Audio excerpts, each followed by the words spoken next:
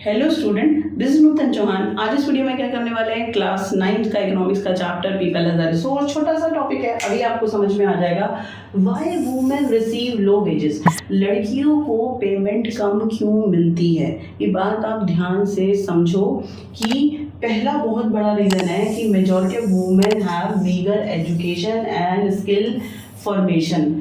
लड़कियों को ज़्यादा पढ़ाया ही नहीं जाता, वीगर एजुकेशन। और जब कम पढ़ी लिखी हैं, उनको कोई जॉब ट्रेनिंग नहीं मिली, कोई प्रोफेशनल ट्रेनिंग टीचर की, डॉक्टर की, इंजीनियरिंग की, रिसर्च की, तो फिर वो आगे कहाँ बढ़ेंगी। छोटा ही छोटा काम करेंगे जब पढ़ाई पूरी नहीं हुई तो सबसे बड़ा प्रॉब्लम है, लड़कियों को जॉब ट्रेनिंग नहीं होती है, स्किल फॉर्मेशन उनका डेवलप नहीं हो पाता है और उनकी एजुकेशन पूरी नहीं हो पाती है। तो बेटा वो छोटा मोटा ही तो काम करेंगे और सैलरी भी कम मिलेगी। दूसरी बात क्या है, most women work where job security is not there और exist. Most of the women work in unorganise sector.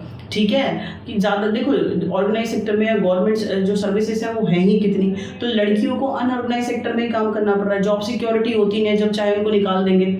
ठीक है, तो उस अनसिक्योरिटी के अंदर वो जब थोड़े पैसे में भी रेडी हो जाती है काम करने के लिए, क्योंकि सिक्योरिटी नहीं है जॉब की, जब चाहे निकाल देंगे। बात समझ आई।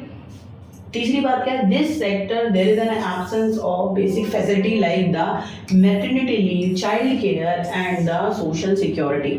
यानी जब वो अनऑर्गेनाइज सेक्टर में काम करती हैं, ना सोशल सिक्योरिटी होती है, फिजिकल और मेंटल हरासमेंट लड़कियों को फेस करना पड़ता है। मैटरनिटी लीव उनको नहीं मिलती है, यानी जब बच्चा न्यू बॉर्न बेबी पैदा होता है तो उसको फीड कराना, उसकी केयर करनी है, वो नहीं होता है। बच्चा जब बढ़ता है, चाइल्ड केयर लीव उनको नहीं मिलती है। तो these all are necessary thing for women, और इन सब के एब्सेंस में बेचारे वो काम करते हैं। आप सोचो, बच्चे को भी संभालना है, न्यू बॉर्न बेबी हो जाता है तो उसको संभालना है।